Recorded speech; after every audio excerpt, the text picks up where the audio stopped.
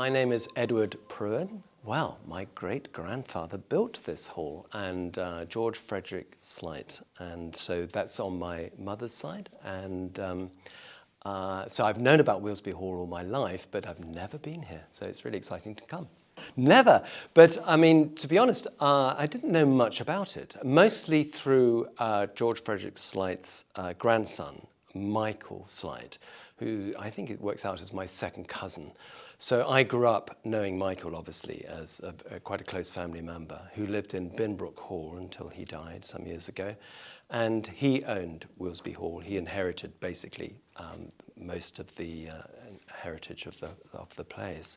So I grew up going to Binbrook Hall over the years for lunch with Michael.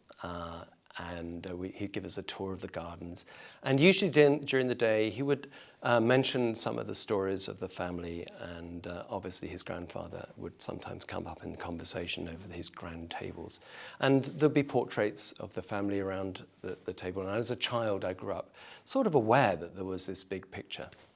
I think it's not as much as it could be, because all of us are quite dispersed. There's still strong Lincolnshire connections with some parts of the family. The Slights are still around. The Sowerbys, who my granny, the youngest daughter of George Frederick Slight, Gladys was my granny, and she married Gerald Sowerby. So the Sowerbys are still around in this part of the world. Well, most of them I've discovered latterly. I think being a child coming to Lincolnshire, it's a long time since I lived in Lincolnshire. My father was rector of Skegness from 1964 for 8 years. So I grew up in Skegness, and I went to school in Woodhall Spa, where Gladys Sowerby was living, the youngest daughter of George. And so my memories are really from a childhood memory, and there are not many of them. And it's only latterly, and particularly actually the work that you're doing with Lincolnshire Trust and the refurbishment of the house, that I've started to sort of do a little bit of research of my own and think, oh my goodness, it's my great-grandfather. It's, you know, it's actually, I'm bloodline. I'm related to this man.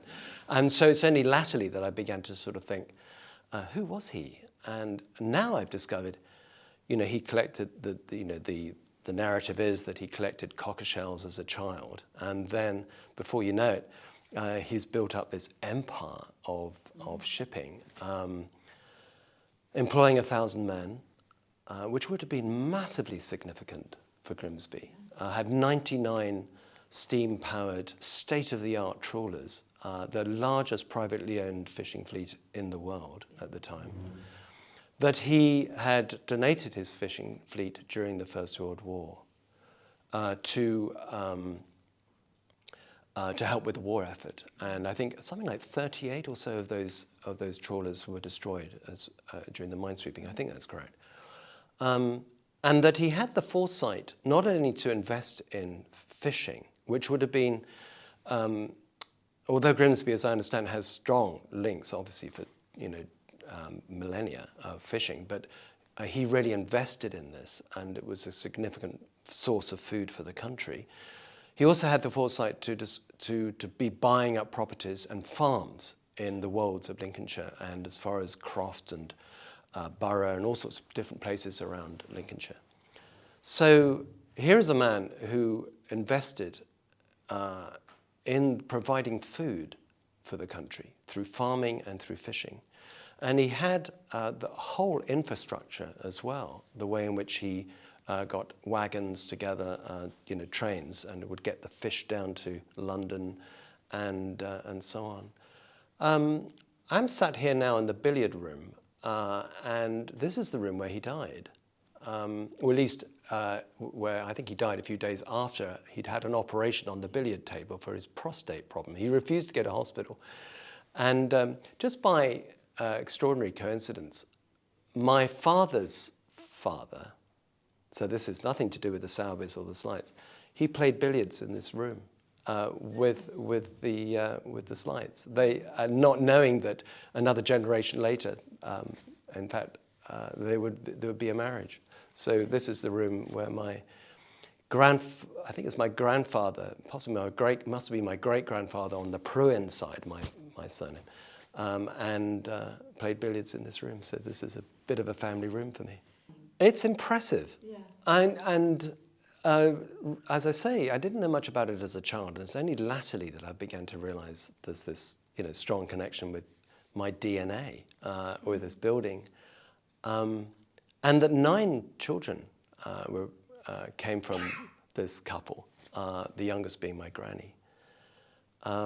And how he sorted out the wills, I have no idea how. But all I understand, there's been a family story here. This is contentious, where there was a will where the older son, Ernest, was, I think, largely written out of the will. There must have been some kind of bust up, and it was only latterly that he wrote a will that was more. I think the original will was that it was going to be shared equally. And somewhere along the line, a will was lost or destroyed. And so the whole lot went to the youngest son. And there lies a tale. But who knows what the story really is, what the truth is. Not that I'm aware. I don't think much of the family is clued up about this connection. As I say, I think a lot of us are quite dispersed. Michael Slight's sister, Mary Davis and Mary Slight, who we used to call Mom, who lived in Kelston Hall. They have 2 daughters, and they might have strong connections, and it'd be quite nice to try and track them down, Caroline and Veronica. So I'll see what I can do to try and track them down and see if we can, because they might have some stories. And of course, whoever's living in Brimbrook Hall, and I think it might be Geoffrey Slight, who was a nephew of Michael, he inherited everything from Michael. So he might have in his possession quite a lot of the memories and resources and portraits and documentation.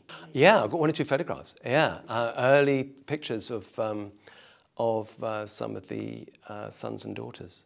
Sadly, I know very little. My uncle, so that's Granny's Slight, Gladys, the youngest daughter.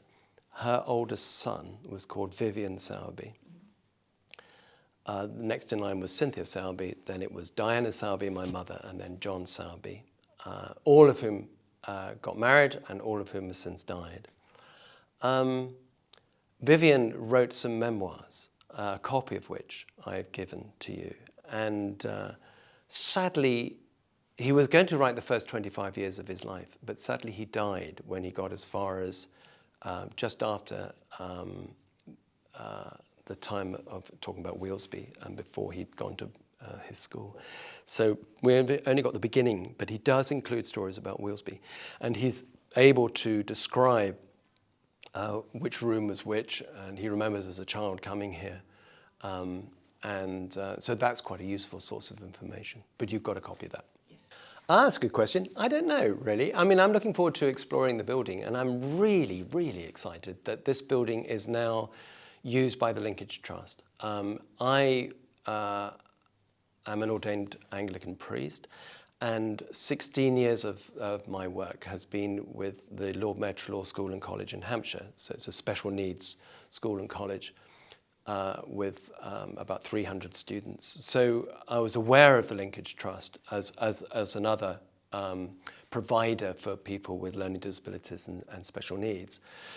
And for me, it's thrilling to know that this house that was my great-grandfather's family home is now being provided for, is now the home and the base for learning for young people.